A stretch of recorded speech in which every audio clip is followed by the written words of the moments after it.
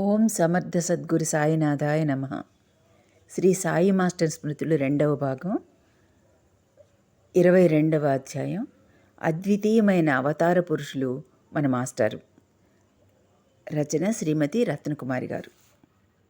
శ్రీమతి రత్నకుమారి శ్రీ మధుసూదన్ దంపతుల జీవితంలో సంభవించిన వారి పుత్రుని మరణం వారిని ఎంతగానో కృంగదీసింది. ఆ మరణం ఒక మంత్రమై వీరికి శ్రీ ఎక్కిరాల భరద్వాజ గారి పరిచయాన్ని సిద్ధింపచేసింది. ప్రథమ దర్శనంలోనే శ్రీమతి రత్నకుమారి గారు ఇది రామావతారమా కృష్ణావతారమా అన్న ఆనందాశ్చర్యాలకు లోనై వారినే తమ గురువుగా స్వీకరించారు. మానసికంగా, ఆర్థికంగా, సామాజికంగా చిన్నాభిన్నమైన ఈ కుటుంబం మాస్టర్ గారనే కల్పవృక్షపు నీడలో సేద తీరారు.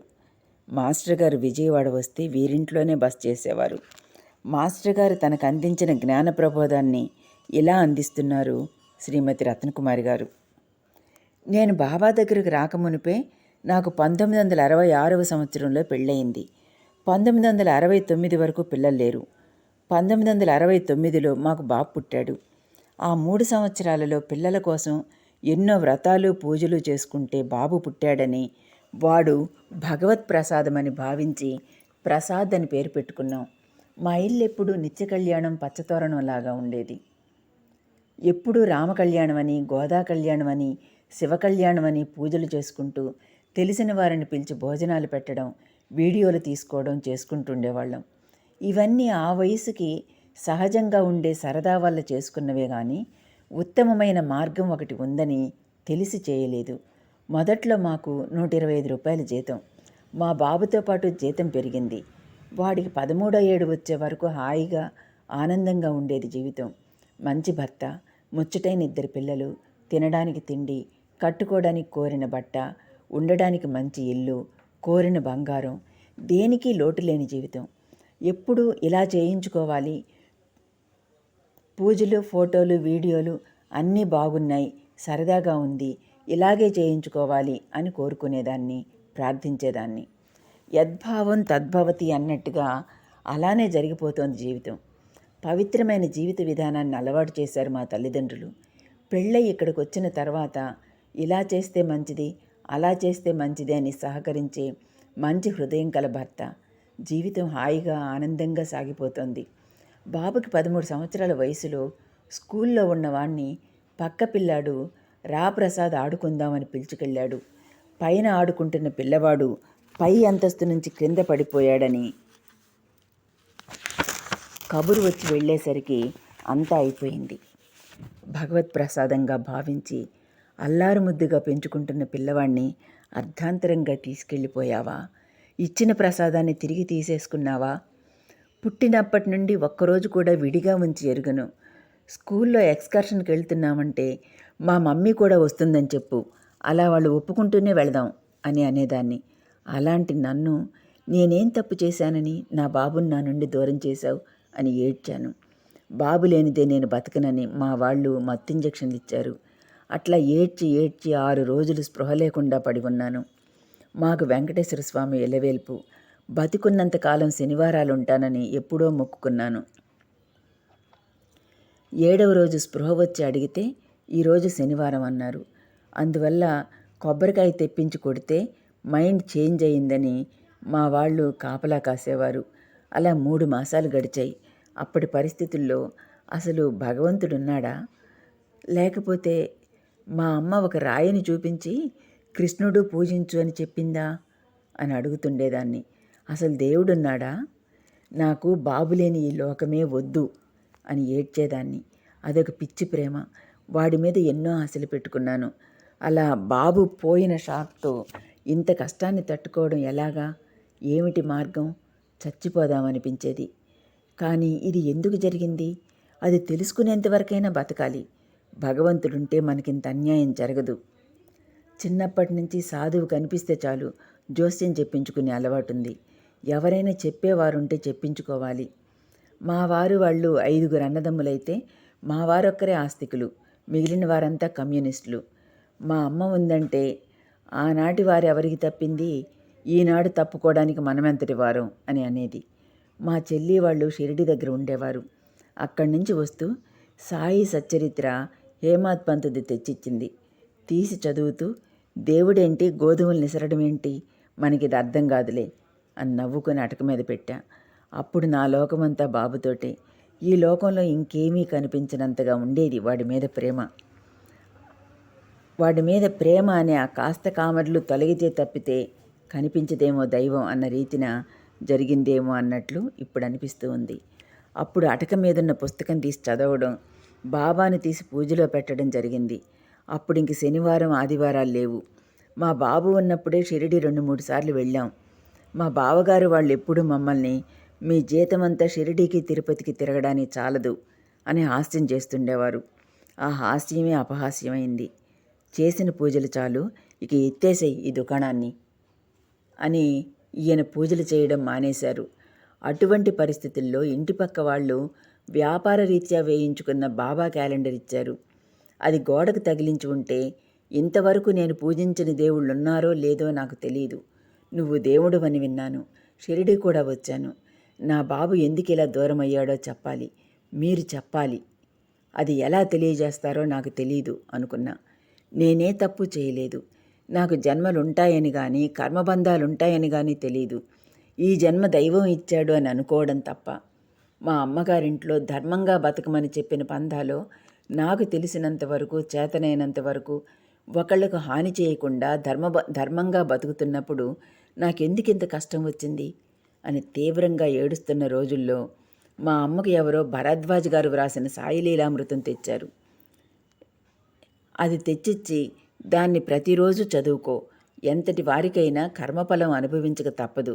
నేను ఈ గ్రంథాన్ని పారాయణ చేస్తే 11 సంవత్సరాలుగా పడుకోలేని నాకు ఆ బాధ పోయి ఇప్పుడు హాయిగా పడుకోగలుగుతున్నాను అని అంది. అప్పుడు బాబాకు చెప్పుకొని పారాయణ చేశాను. ఎవరో తెలియని ఒక ఆయన వచ్చి ఊది ఇచ్చారు. అది నీళ్లల్లో కలిపి తీర్థంగా తీసుకున్నాక క్రమక్రమంగా నా ఆరోగ్యం బాగుపడడం మొదలైంది. రామాయణ మహాభారతాలు రచించిన వాల్మీకాదులు ఇప్పుడు లేరు. కానీ నాకు ప్రశాంతత చేకూరుస్తున్న ఈ గ్రంథ రచయిత జీవించే ఉన్నారు. ఈయన్నెలా చూడాలి, నన్ను తీసుకెళ్లేవారెవరూ లేరు అని బాధపడ్డాను. సత్సంకల్పమైతే బాబా నెరవేరుస్తాడన్నది నిజం. అంతకుముందు అప్పుడప్పుడు స్టెల్లా కాలేజ్ దగ్గరున్న మందిరానికి వెళ్ళేదాన్ని. నా కష్టం వాళ్ళకి తెలియదు గనక, అర్ధరాత్రి అపరాత్రి అనక మందిరానికి వస్తాను గనక వాళ్ళు నన్ను భక్తురాలనుకొని ఈ స్తోత్రం చదువుకోండి అని ఒక చిన్న పుస్తకాన్ని ఇచ్చారు. దాని మీద మాస్టర్ గారి అడ్రస్ ఉంది. నాకు తెలిసిన శ్రీమతి అనే కృష్ణ భక్తురాలు ఒకరుంటే ఆవిడను ఆ అడ్రస్ ప్రకారం నన్ను తీసుకెళ్ళమ్మా అని అడిగితే ఆమె నన్ను విజయవాడలోని సత్యనారాయణపురంలో ఒకళ్ళింటికి తీసుకెళ్ళింది. అక్కడ సత్సంగం జరుగుతోంది. అక్కడికి వెళ్ళి భరద్వాజ్ గారు ఎప్పుడు వస్తారు అని అడిగితే రేపే వస్తారు అని చెప్పారు. ఇప్పుడు అనిపిస్తోంది, పువ్వు వికసించే టైం వస్తే ఆగదు అని. ఆ మర్నాడు బయలుదేరాను భరద్వాజ్ గారిని చూడడానికి. అది మే నెల, విపరీతమైన ఎండలు, ఆహారం లేక దెబ్బతిన్న శరీరం. అసలు ఎండమొహం చూడక కొన్ని నెలలయ్యింది. అంత ఎండలో వెళ్ళేసరికి దేవుడు కనిపించినట్లయింది. అరే, ఎవరన్నా చూస్తే మైండ్ చేంజ్ అయ్యింది అని అంటారేమో అనే భయం. తీరా వెళ్ళేసరికి అది మా చెల్లి వాళ్ళ బంధువుల ఇల్లు. అయ్యయ్యో, ఇట్లా వచ్చిందేమో అని నవ్వుతారేమో, భరద్వాజ్ గారిని ఏమీ అడగొద్దు అని నాకు నేను చెప్పుకున్నా. అప్పటికి మాస్టర్ గారనే పదం కూడా తెలియదండి. మేము వెళ్ళిన తర్వాత ఆ ఇల్లు గల ఆయన భరద్వాజ్ గారిని స్కూటర్ మీద తీసుకొచ్చారు. ఎక్కడో ఒక మూలగా ముడుచుకొని కూర్చున్నా. అప్పటికి బాగా చిక్కి శల్యమై ఉన్నా. వారు భోజనం చేసిన తర్వాత మాస్టర్ గారు వక్కపొడి తింటూ సోఫా మీద కూర్చుని ఉన్నారు. అప్పుడు శ్రీమతి గారు వెళ్ళి నన్ను చూపిస్తూ వేళ్ల బాబే అని చెప్పింది. నేను ఒక్కసారి వారి వంక తేరిపార చూశాను. చూడగానే ఇది రామావతారమా కృష్ణావతారమా అనిపించింది. అక్కడికి వెళ్ళంగానే నాకేమీ అడగాలనిపించలేదు. ప్రశాంతంగా ఉంది.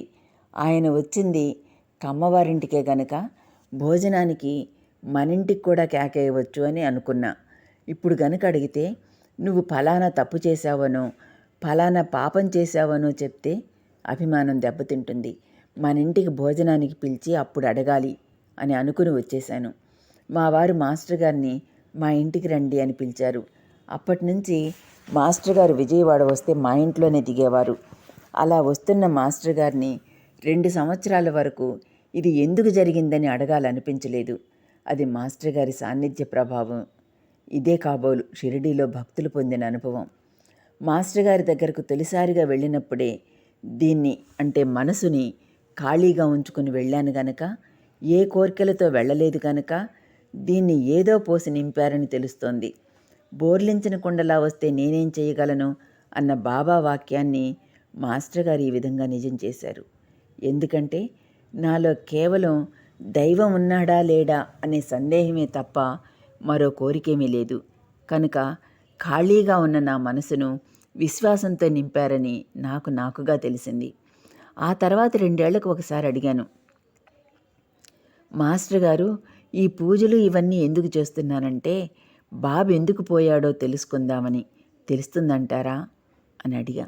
అప్పుడు కూడా తెలుసుకోవాలని పట్టుదలతో అడగలేదు. చాలా సాధారణంగా మామూలుగా అడిగాను. అంటే ఓ తప్పకుండా, అయినా టైం వేస్ట్ ఎందుకమ్మా అని అన్నారు. అంతే. అంతా జ్ఞాపకం లేకుండా పోయింది. వారు నా భావాలను సరిచేస్తూ మార్పు చేస్తూ వచ్చారే గాని అంతా మాయ మిథ్య అని చెప్పలేదు. మోక్షము ముక్తి అన్న మాటలు వాడలేదు. ఎందుకమ్మా ఇంత బాధపడతావు, జనన మరణాలు అందరికీ ఉంటాయి అనే మాట ఏ రోజు వాడలేదు.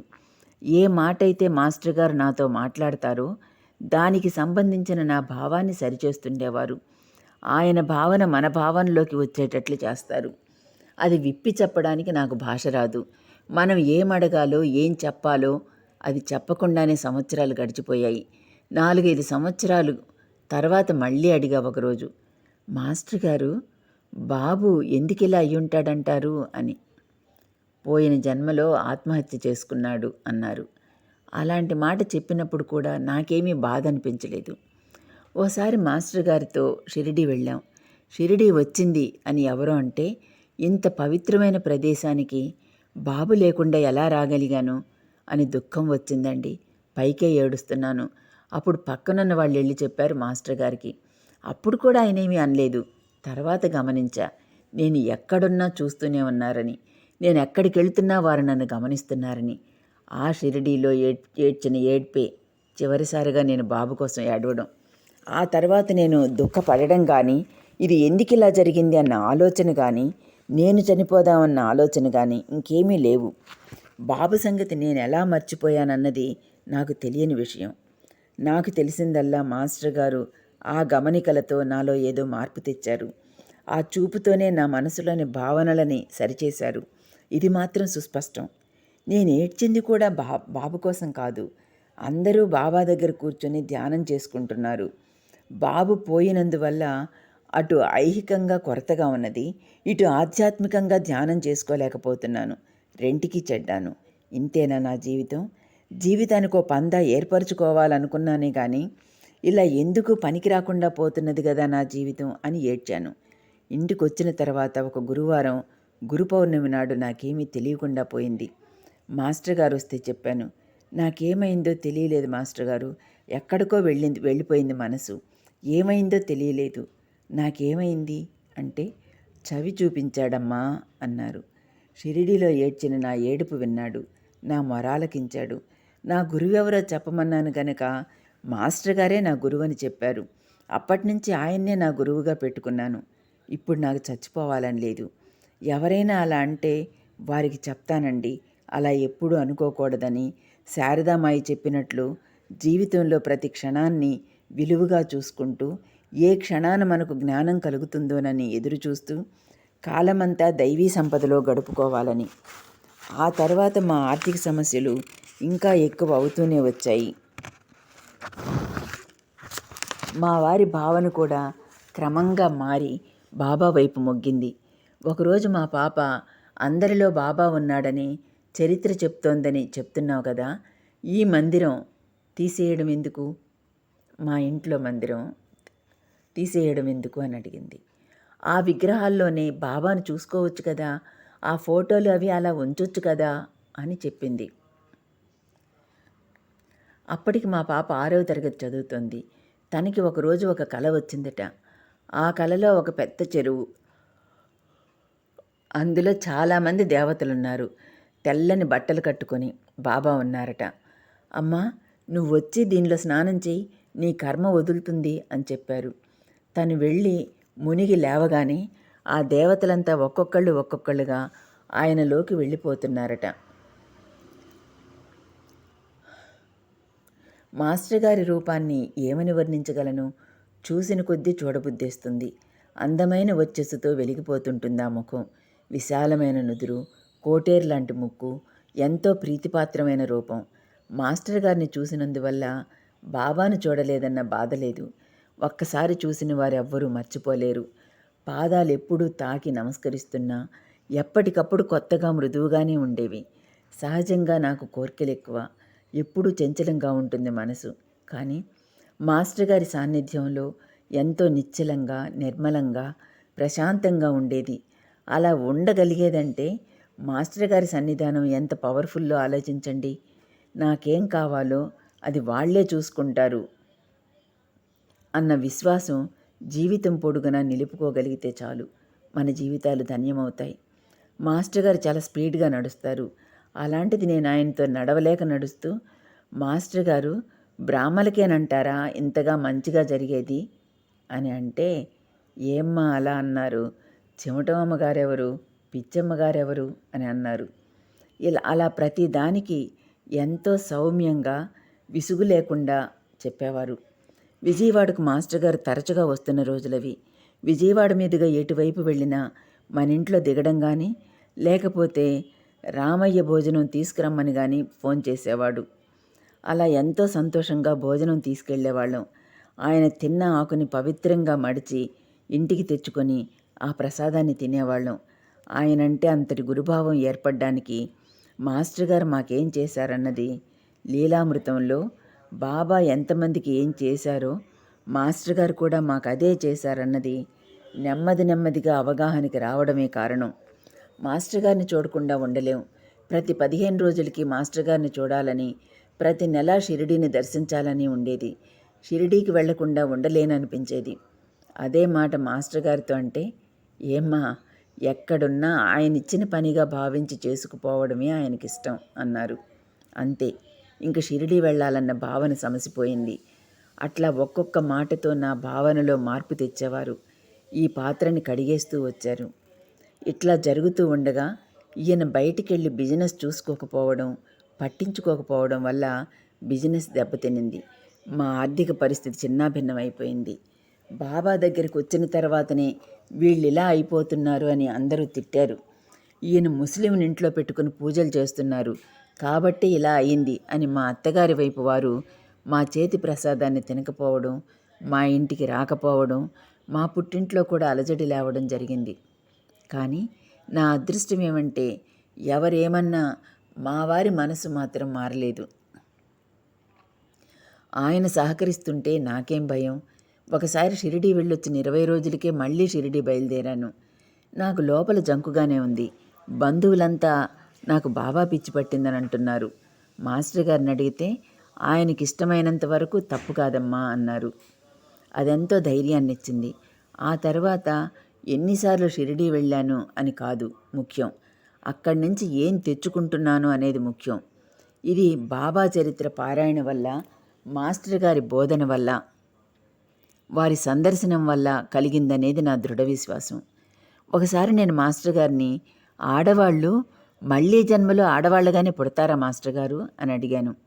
అప్పుడు ఆయన, ఏమ్మా ఎందుకు నీకు ఈ ఆలోచన కలిగింది అని, స్త్రీ జన్మలోనే తరింపు తేలికమ్మా అని అన్నారు.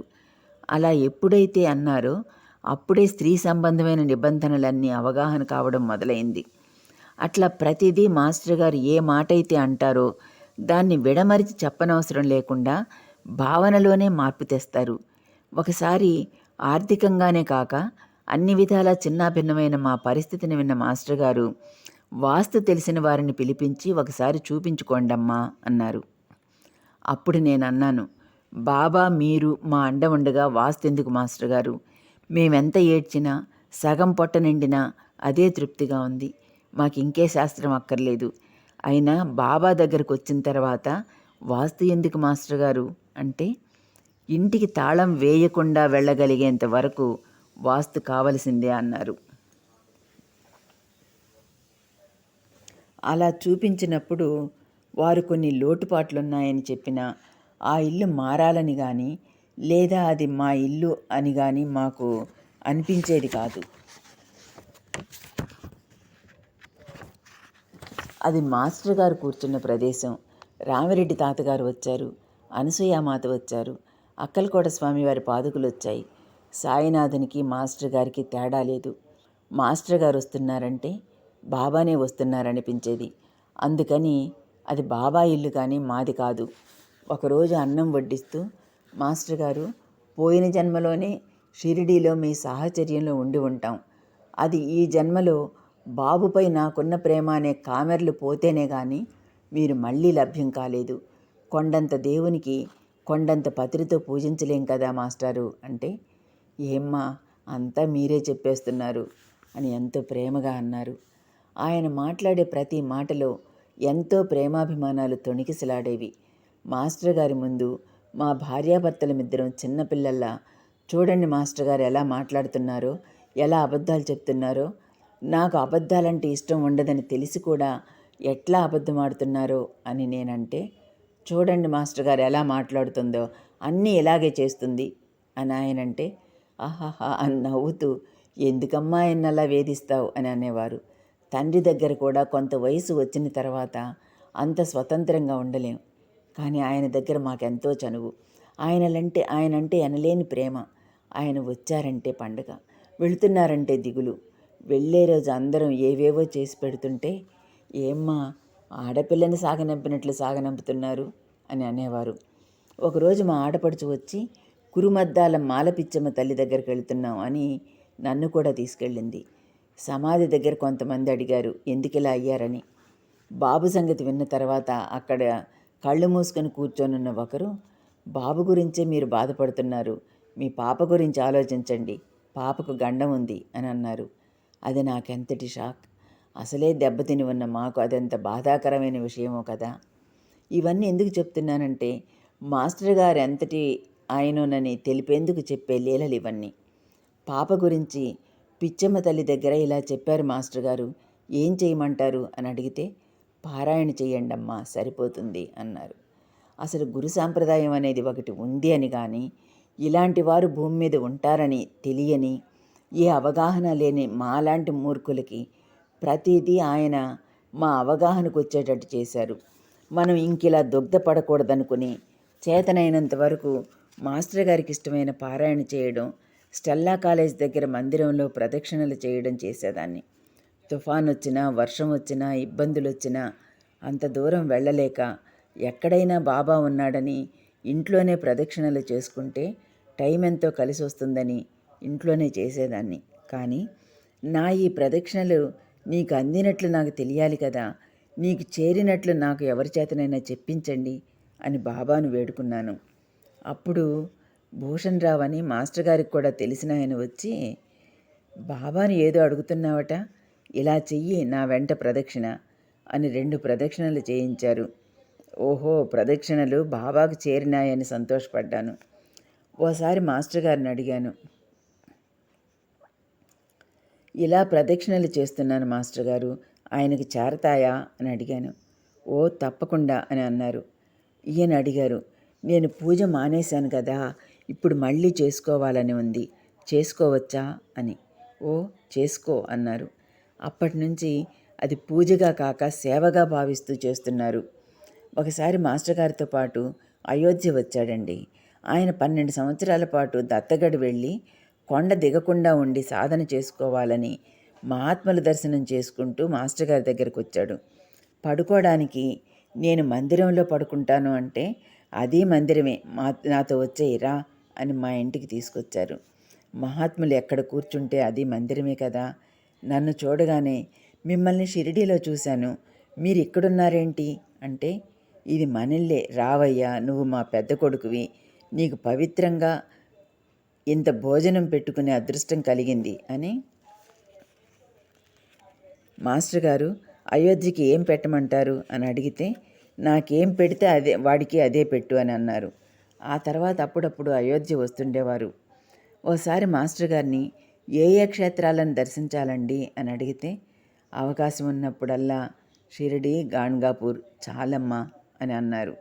మాస్టర్ గారు చెప్పినట్లు పారాయణ చేస్తుంటే అనసూయామాత, రామిరెడ్డి తాత, మాయి అమ్మ, నాంపల్లి బాబా, నాగమునీంద్ర స్వామి, జిల్లెళ్ళమూడి అమ్మ, వెంకయ్య స్వామి లాంటి వాళ్ళ దర్శనం లభించేది. ఒకసారి మాస్టర్ గారు, మీరు ఎందుకింత రిస్క్ పడుతున్నారు? మీకోసమైతే మీరు ఒక గదిలో ధ్యానం చేసుకుంటే సరిపోతుంది కదా అని అంటే, ఇదే అసలైన పద్ధతమ్మా అన్నారు. ఈ విధంగా ఎన్నో ప్రశ్నలు, అవి బాబా గురించి కానీ ఇంకేమైనా కానీ అడిగినా దానికో సమయం కావాలి అని అనకుండా ప్రయాణం చేసేటప్పుడైనా, కూర్చున్నప్పుడైనా, పడుకున్నప్పుడైనా, పెద్దవారైనా చిన్నవారైనా సరే ఏ భేదభావం లేక అందరికీ సమాధానం చెప్పేవారు. అవి అడిగిన వారందరికీ తృప్తికరంగా ఉండేవి. పాపకి 14 ఏళ్ల వయసప్పుడు మా చుట్టాలొకరు మా పాపను చేసుకుంటామన్నారు. నేను మా పాపను చదివించాలనుకున్నాను.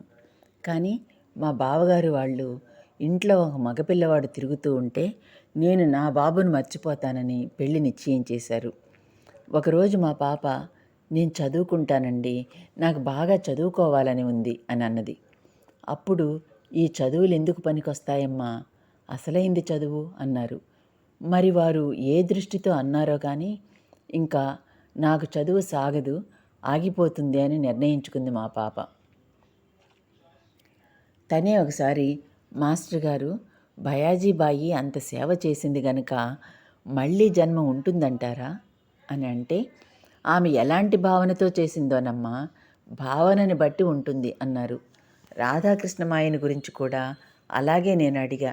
ఎంతో సేవ చేసుకున్న ఆమె చివరకు చనిపోతే 3 రోజులు ఎవ్వరూ చూడకుండా ఆ శవం కుళ్ళి వాసన కొట్టి దిక్కు లేకుండా పడి ఉంది కదా అని అంటే, అది శరీరమే కదమ్మా, కానీ ఆమె చేరాల్సిన చోటుకే చేరింది అన్నారు. మరొక రోజున మాస్టర్ గారు, మాలాంటి వాళ్ళకి ఎన్ని జన్మలుంటాయండి అని అడిగితే 2000 అని అన్నారు. అమ్మో, 2000 అనేసరికి, ఏమ్మా, ప్రతి జన్మలో ఆయన కూడా ఉంటే ఎన్ని జన్మలుంటే ఏమి అని అన్నారు. అంతటితో నాకు అది వరకున్న జన్మ పరంపరల గురించి భయం పోయింది. ఇలా నా ప్రతి భావనను సరిచేసేవారు. ఒకసారి మాస్టర్ గారు మా ఇంటికి వచ్చారు. మాస్టర్ గారు వస్తే మాకు పండగే. సత్సంగ సభ్యులమంతా ఒకచోట చేరతాం. ఏవైనా అనుమానాలు తీర్చుకోవడమో, వారేమన్నా చెప్తుంటే వినడమో జరుగుతుండేది. మాస్టర్ గారు సద్భావనల గురించి మాట్లాడుతుంటే ఒక ఆమె, మాస్టర్ గారు, సద్భావనలు మాలో ఎప్పుడూ ఉండేటట్లు మీరే చేయొచ్చు కదా అని అడిగితే, అది ఎవరికి వారు సాధన చేసి పొందాల్సిందేనని అన్నారు. అప్పుడు ఆమె, తాజుద్దీన్ బాబా చరిత్రలో జరిగింది కదండి అన్నది. అట్లా మాట్లాడుతున్న సమయంలో ఆమెతో అన్నారు, ఏమ్మా, ఒక ఆయన అనారోగ్యంతో బాధపడుతూ హాస్పిటల్లో ఉన్నారు. ఆయనకు సేవ చేస్తోంది ఒక ఆమె. ఇంకొకరు, ఇలా ఒక ఆయన హాస్పిటల్లో చేరాడని ఎవరైనా సేవ చేసుకోవచ్చు అని ప్రకటన ఇచ్చారు. ఇద్దరిలో ఎవరు గొప్ప అని అడిగితే ఆమె, పేపర్కి ప్రకటన ఇచ్చిన ఆయనే గొప్ప అని అంటే, మాస్టర్ గారు ఏమిటా సమాధానం అన్నట్లు, ఏంటమ్మా అని పెద్దగా కేకేశారు. అప్పుడు ఆమె పెద్దగా పట్టించుకోనట్లు నవ్వుతూ వెళ్ళిపోయింది. కానీ తర్వాత ఏం జరిగిందో తెలియదు. కానీ ఆమె ఆ మర్నాడే మాస్టర్ గారి దగ్గరికి ఏడుస్తూ వచ్చారు. మాస్టర్ గారు ఆమెతో ప్రేమపూర్వకంగా చాలాసేపు మాట్లాడారు. మాస్టర్ గారి మనసు పసిపిల్లలంత స్వచ్ఛంగా ఉండేది.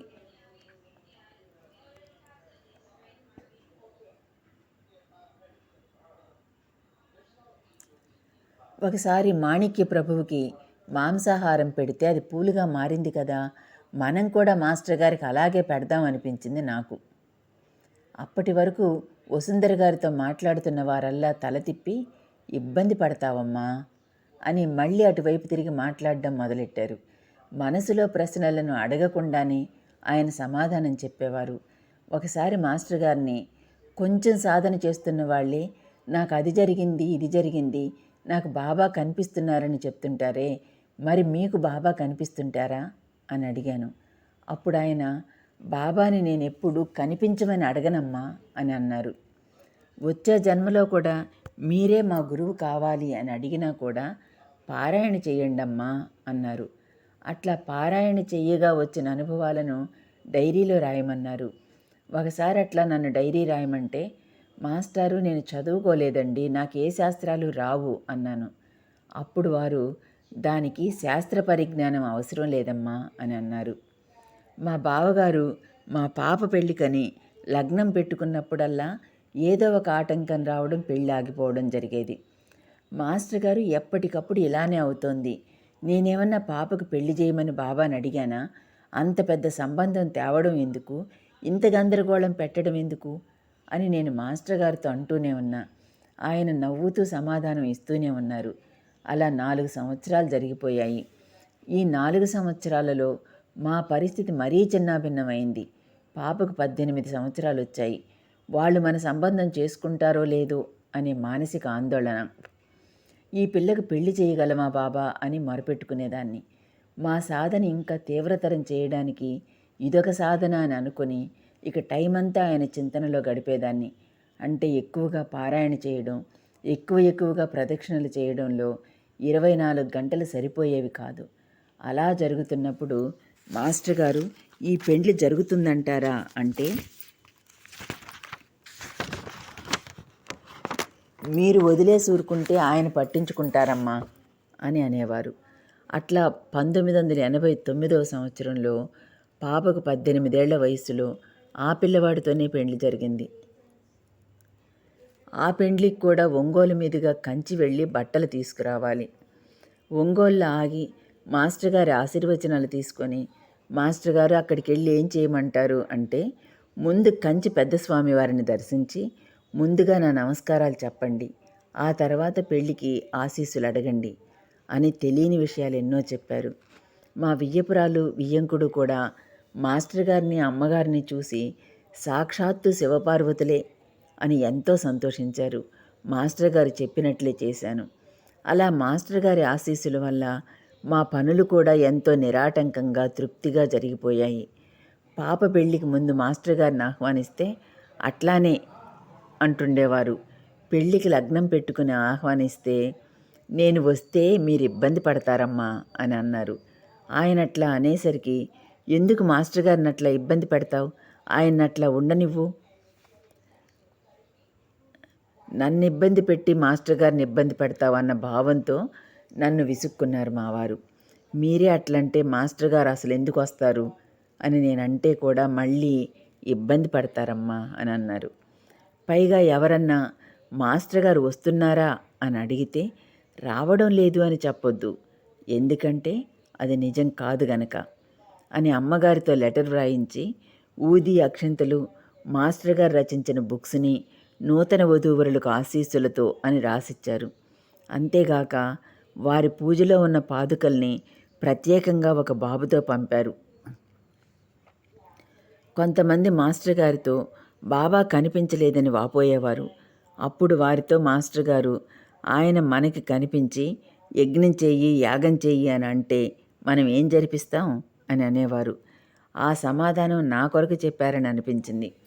ఎవ్వరు ఏది అడిగినా, భార్యాభర్తలు పోట్లాడుకున్నా, పిల్లలకు సీటు రాకపోయినా, పిల్లలకు పెండ్లి కాకపోయినా, ఆరోగ్యం బాగా లేకపోయినా పారాయణ చెయ్యండి, పారాయణ చెయ్యండి, పారాయణ చెయ్యండి అనేవారు. అట్లా పారాయణ చెయ్యగా వచ్చిన అనుభవాల్ని డైరీ చేయమనేవారు. మాస్టర్ గారిని తీసుకొని కావలి, ఒంగోలు, విజయవాడ, నెల్లూరు సత్సంగ సభ్యులం 4 బస్సులు వేసుకొని షిరిడి యాత్రకెళ్ళాం. పాపని బాబుని సంభాళించుకుంటూనే ఉన్నారు, ఏదో రాస్తున్నారు. నాకు మాత్రం చాలా బాధగానే ఉంది. మనం బస్సులో ప్రయాణం చేయడానికి ఏమలిసిపోతున్నాం. మాస్టర్ గారు మాత్రం 4 బస్సుల వారికి సమాధానం చెప్తున్నారు, డ్రైవర్లకు రూట్ చెప్తున్నారు, పాప బాబులకు అడవులు చూపిస్తున్నారు, వాటి గురించి చెప్తున్నారు, అక్కడ ఏ మహాత్ములు ఉన్నారో చెప్తున్నారు. వ్రాత పని మాత్రం మానలేదు. అప్పుడు నేను అడిగాను, మాస్టర్ గారు మీరెంత కష్టపడుతున్నారు, దీనితో ఒక్కరైనా ఉద్ధరింపబడతారని మీకుందా అని అడిగితే లేదమ్మా అని అన్నారు.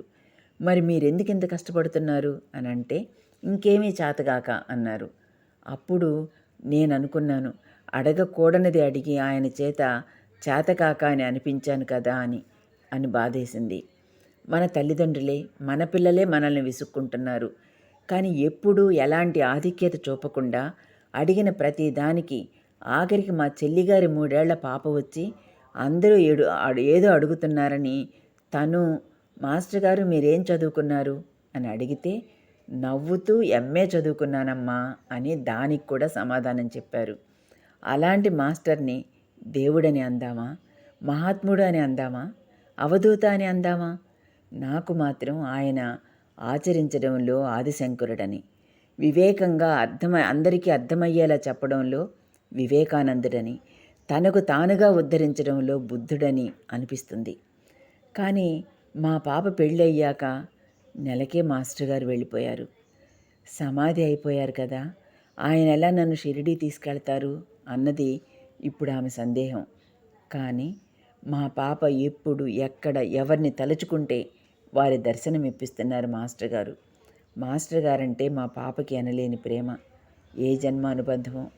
ఒకరోజు పాప మాస్టర్ గారికి తాంబూలం దక్షిణ ఇచ్చి నమస్కారం చేసుకుంటున్నది. మాస్టర్ గారికి కాళ్ళు వణికాయట. అప్పుడు ఆ డబ్బులు తీసి నా చేతికి ఇవ్వమ్మా అన్నారు. తీసి చేతికిస్తే ఇది తీసుకెళ్ళి పూజలో పెట్టు, నేను అడిగినప్పుడు ఇవ్వు అన్నారు. అవి ఇప్పటికీ మా పూజలో ఉన్నాయి. ఏ రూపంలో ఎప్పుడు ఎలా వస్తారో ఎలా అడుగుతారో అని వాటిని అలానే ఉంచాం.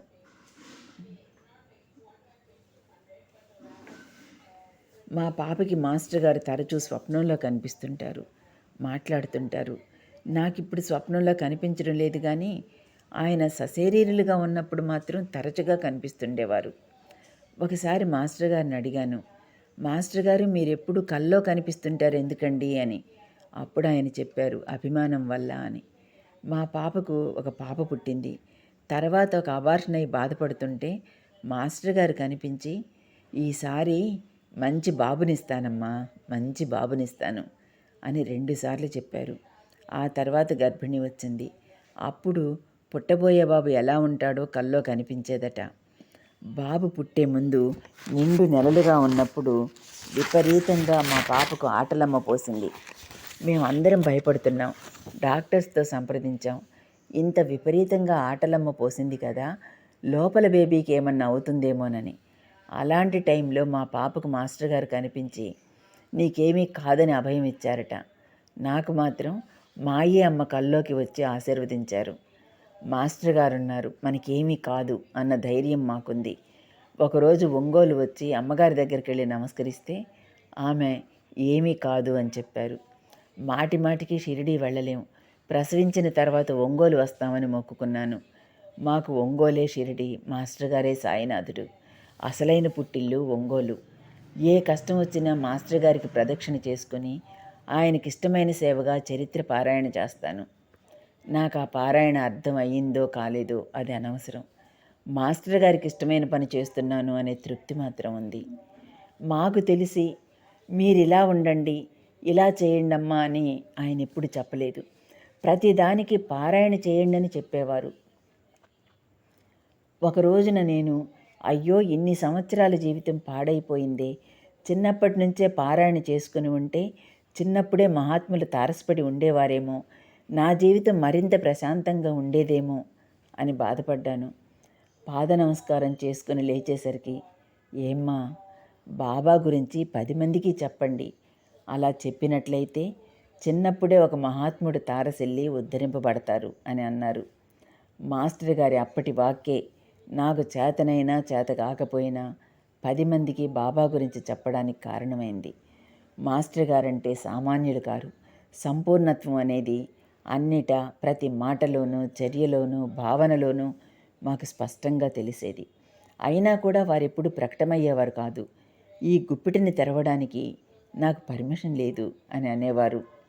మాస్టర్ గారితో పరిచయమైన కొద్ది రోజుల్లోనే మాస్టర్ గారంటే ఎనలేని ప్రేమే కాకుండా మాస్టర్ గారు భగవత్ స్వరూపులు, మాస్టర్ గారికి సాయినాథునికి తేడా లేదు అన్న విశ్వాసం నాలో బాగా ఏర్పడింది. అందువల్ల మాస్టర్ గారిని మీ ఫోటో తీయించుకుని పూజలో పెట్టుకుంటానండి అని అన్నప్పుడు ఎలాంటి ఆటంకము లేకుండా ఒప్పుకున్నారు. ఆ ఫోటోను నేను మా పూజా మందిరంలో పెట్టుకున్నాను.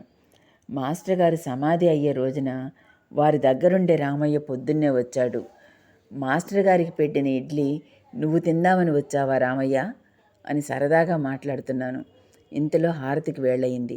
మా ఇంట్లో అలవాటనండి, నిబంధననండి, హారతికి మాత్రం అందరూ పాల్గొనాల్సిందే. రోజుకు మళ్ళీ అందరం హారతికి హాజరయ్యాం. ఇంతలో శంఖం ఊదిన మోత అందరికీ వినిపించింది. మా వారు హారతి కింద పెడితే చెప్దామని నేను, హారతి తొందరగా ఇచ్చేసి కుమారికి చెప్దామని ఆయన, భిక్షగాడెవడైనా వచ్చాడేమోనని రామయ్య అనుకుంటున్నాం. అతను వెళ్ళి బయట అద్దెకున్న వాళ్ళని, చుట్టుపక్కల వాళ్ళని అడిగాడు, ఎవరన్నా ఇలా వచ్చారా అని. మా వారు నేను మాత్రం ఆ శంఖనాదం బాబా దగ్గర నుంచే వచ్చిందనుకున్నాం. అప్పుడు మేము శంఖనాదం వచ్చిందని ఆనందించాం. మాస్టర్ గారి రూపంగా ఇడ్లీ తినడానికి రామయ్య వచ్చాడని సంతోషంగా సరదాగా అనుకున్నాం. ఒంగోలులో రామయ్య బయలుదేరేటప్పుడు మాస్టర్ గారు 12వ తారీఖు దాటిన తర్వాత పోరాదట్రా అని అన్నారట. 14వ తారీఖుని శ్రీరామనవమికి బుక్స్ అందాలి కదా మాస్టర్ గారు అన్నట్ట రామయ్య. అప్పుడు కూడా ఎవరికి అర్థం కాలేదు. అయోధ్య మా ఫోన్ నంబర్ తెలియక మాస్టర్ గారు సమాధి చెందిన సమాచారం అందజేయడం లేట్ అయింది. మాకు ఉదయం 11 గంటలకు ఫోన్లో వార్త అందింది. ఆయన చెప్పింది నమ్మలేక నువ్వెవరు అని అడిగితే నేను అయోధ్యనండి అని చెప్తే, అంతకుముందు మాస్టర్ గారు అయోధ్య గారిని మా ఇంటికి పంపడం వల్ల అప్పుడు నమ్మాను. బాగా ఏడుపు వచ్చింది. నన్ను ఎటూ కాకుండా చేశారు. నేను చావాలనుకుంటే చావకుండా చేశారు. ఈ సృష్టి ఏమిటి, పుట్టడం ఏమిటి, పోవడం ఏమిటి అని మీమాంసలో ఉన్న నాకు ఏదీ స్పష్టంగా చెప్పకుండా వెళ్ళిపోయారు. ఎటూ కాకుండా అయిపోయింది జీవితం అని ఏడుస్తున్నాను. మేము ఒంగోలు వెళ్ళేసరికి మధ్యాహ్నం 3 గంటలైంది. మాస్టర్ గారిని ఐసుగడ్డలు వేసి పడుకోబెట్టారు. వెళ్ళడమే ఆపుకోలేని దుఃఖం, ఏమీ చేయలేని నిస్సహాయత. ఎలాగో సమాధానపరుచుకొని ఆ రోజు రాత్రి, ఆ మరునాడు మేము అక్కడనే ఉన్నాం. మరోరోజు గురువారం 6 గంటలకు మాస్టర్ గారిని ఊరేగించారు. ఆ ఊరేగింపు సమయంలో మాస్టర్ గారితో ఉండి, ప్రతి జన్మలో మీరు నాతో కూడా ఉండండి అని ఆయనను అర్థిస్తూ, మరు జన్మలో కూడా మీరు నాతో ఉండాలంటే ఏం చేయాలి అని అంతకుముందు అడిగినప్పుడు పారాయణ చేయండి అని అన్నారు. నేను చదువుకొని అజ్ఞానిని, మీరే నాతో ఆ పారాయణ చేయించండి అని అనుకుంటూ ఊరేగింపుతో పాటు నేను కూడా తిరిగాను. చివరిసారిగా పాద నమస్కారం చేసుకుందామని ఆయన పాదాలని ఇలా పట్టుకుంటే ఆ పాదాలు ఎంతో మెత్తగా ఉన్నాయి, పసిపిల్లల పాదాల్లాగా. బాబాను చూడలేదన్న లోటును మాస్టర్ గారు తీర్చారు మనందరికీ. మనం బాబా చరిత్రలో చదివిన లీలలన్నీ మాస్టర్ గారి దగ్గర చూసి ఉన్నాం. లీలామృతంలో ఉన్న లీలలన్నీ మాస్టర్ గారివేనన్న భావన మనకు వస్తుంది పారాయణ చేస్తుంటే. ఎంతోమంది నాకులాగా వారి బాబులను కోల్పోయి ఉండవచ్చు. కానీ ఈ జీవిత విధానం దొరకడం మా అదృష్టం. అది జీవితంలో ఒక అద్భుతంగా భావించుకొని బాబా దగ్గరికి చేరడానికి ఏం చెయ్యాలో అది చేతనైనంత వరకు చేసుకుంటూ పోతున్నాం మా భార్యాభర్తలం. నేను ఈ మార్గాన ఉండడానికి మా వారు, మా పాప ఎంతో సహకరించారు. అది లేకపోతే ముందు భావన చెదిరిపోతుంది. ఇలా సహకరించడానికి కూడా మాస్టర్ గారే వాళ్ళ మనసుల్లో దూరి సహకరింపు చేశారు. మాస్టర్ గారే నాకు మిన్న. అట్లాని బాబాను తక్కువ చేస్తున్నాను అనుకోవద్దు. మార్గం చూపించింది మాస్టారు. మన స్థాయికి దిగింది మాస్టారు. ఎంతోమంది అవధూతలు ఉండవచ్చు, కానీ వారి స్థాయిలో వారు మనకు తెలియకుండా చేస్తుండవచ్చు. కానీ మన సందేహాలను తీర్చే గురువు మన మాస్టారు. వారెప్పుడూ అద్వితీయమైన అవతారమమ్మ సాయినాథుడు. వారెప్పుడూ అద్వితీయమైన అవతారమమ్మ సాయినాథుడు. అలాంటి అవతారం ఏ యుగంలో రాలేదని నొక్కి చెప్పేవారు. ఈనాడు నాకు మాస్టర్ గారు అద్వితీయమైన అవతారం. అలానే ఇక మాస్టర్ గారు లాంటి గురువు రారు అని నేను నొక్కి చెప్పగలను. మాస్టర్ గారు వచ్చే జన్మలో కూడా మీరు మా గురువు కావాలి అంటే పారాయణ చేయండమ్మా అనేవారు. అందువల్ల మనం పారాయణ చేసుకుంటే వారి మాట వారు దక్కించుకుంటారు. జై సాయి మాస్టర్. 22వ అధ్యాయం సమాప్తం. ఓం సాయిరామ్.